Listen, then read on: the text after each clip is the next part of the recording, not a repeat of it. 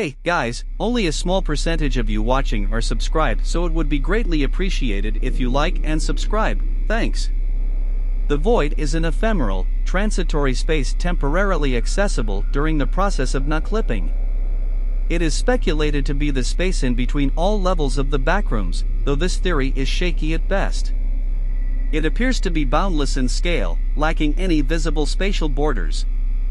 It is completely lightless and empty, containing nothing whatsoever, save for oneself. Within, there are no visual or auditory indicators of one's location in its space. One is completely isolated and alone in the void. It is currently unknown if it is statistically improbable to encounter other wanderers within, or if every being experiences their own identically empty reality.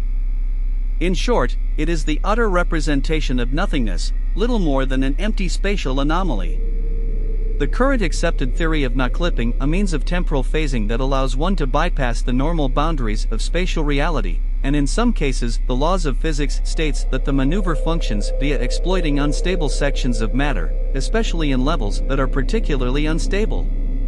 This instability causes small sections of surfaces to temporarily lose their physical boundaries, allowing objects and organisms to pass through them unimpeded, albeit for a small window of time.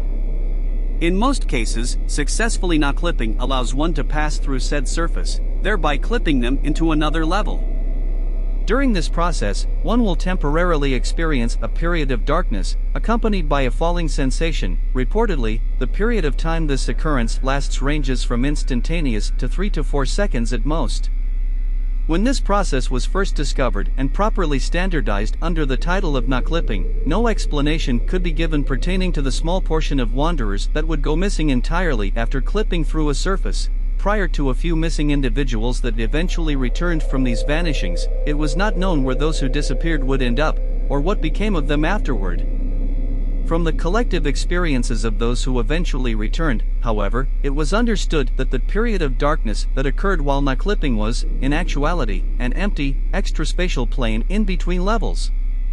Those who did not return after clipping through a surface likely did not gain enough momentum to travel from the void to their intended location, thus continuing to fall without end.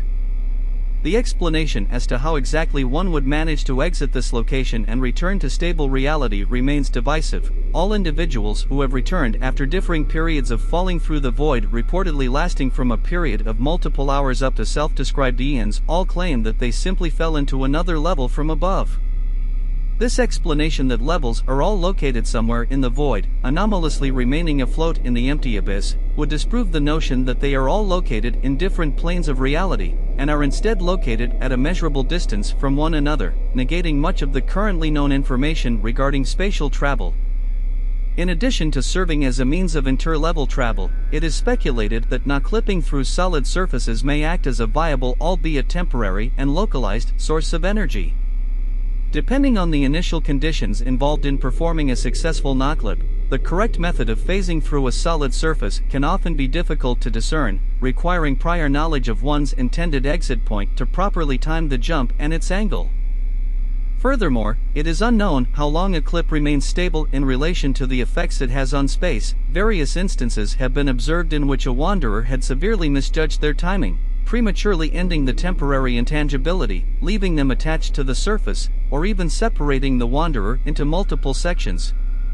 However, due to recently established safety specifications and guidelines, this danger has largely been rendered obsolete, with those performing it incorrectly instead landing in a level far from their intended destination.